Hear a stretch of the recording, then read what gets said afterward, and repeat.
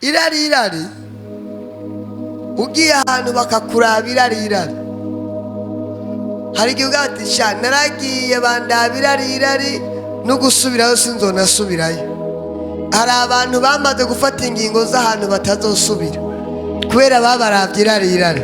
Ariko umva ndakubwiye, Imana ivuye kukuraba irari.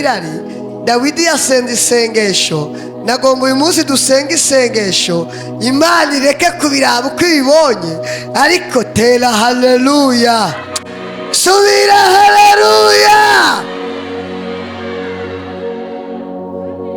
Baradusuzuguye ibirabirari, baraturoze ibirabirari, baduteza inyatsi ibirabirari, barakugaye ibirabirari.